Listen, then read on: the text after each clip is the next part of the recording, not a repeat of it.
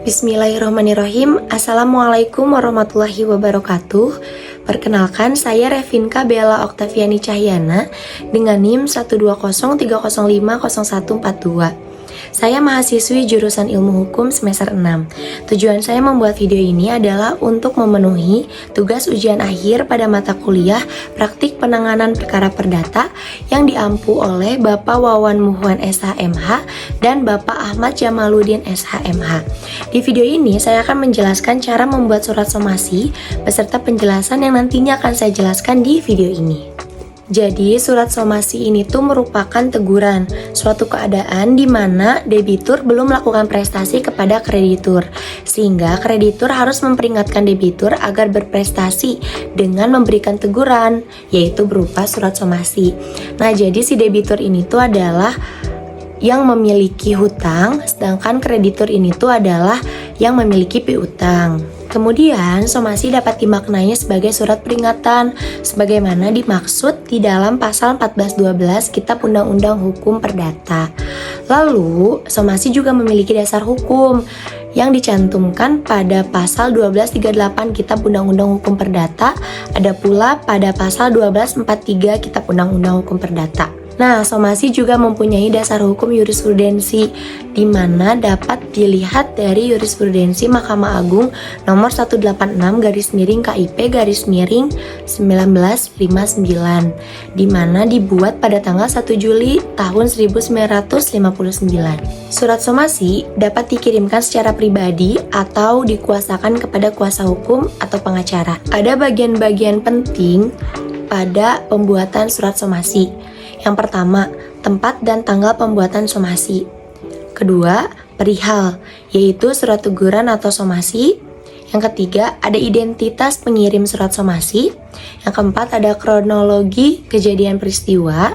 Dan yang kelima, ada tinjauan yuridis. Itu dia sedikit penjelasan terkait surat somasi. Selanjutnya adalah saya akan membuat tutorial terkait pembuatan surat somasi. Pertama-tama, pada pembuatan surat somasi, tidak lupa kita mencantumkan judul pada surat tersebut. Saya cantumkan somasi karena ini merupakan surat somasi. Kemudian, dicantumkan pula domisili atau tempat dan tanggal di mana dan kapan surat somasi itu dibuat. Selanjutnya, ada nomor surat somasi. Lalu ada perihal. Saya di sini mencantumkan somasi pertama dikarenakan ini adalah surat teguran pertama.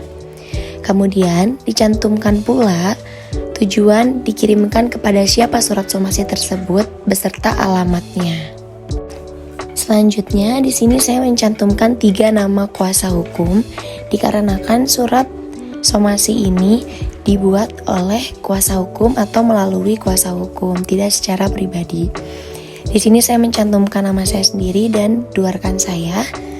Selanjutnya dicantumkan pula alamat dan nama kreditur, yaitu Noval Ahmad Raihan, yang nantinya bertujuan untuk dikirimkan kepada saudara Danendra Evan selaku debitur atau yang memiliki utang. Setelah itu ada beberapa poin yang menjelaskan kejadian peristiwa atau kronologis terkait kenapa surat somasi ini dilayangkan. Ada beberapa poin penting, yaitu jumlah dari utang debitur kepada kreditur. Ada juga wan prestasi yang saya jelaskan. Ada pula tanggal di mana debitur memiliki prestasi kepada kreditur. Lalu yang paling penting, poin yang paling penting di sini adalah teguran dari surat somasi tersebut. Saya bold. Nah, ini adalah teguran dari surat somasi yang dibuat beserta peringatan penyelesaian secara hukum. Selanjutnya dicantumkan pula tanda tangan dari kuasa hukum. Itulah cara pembuatan surat somasi beserta sedikit penjelasan terkait apa itu somasi, dasar hukum dari somasi, dan bagian-bagian penting yang harus dicantumkan dalam pembuatan surat somasi. Sekian dari saya, mohon maaf bila ada kurang lebihnya. Terima kasih.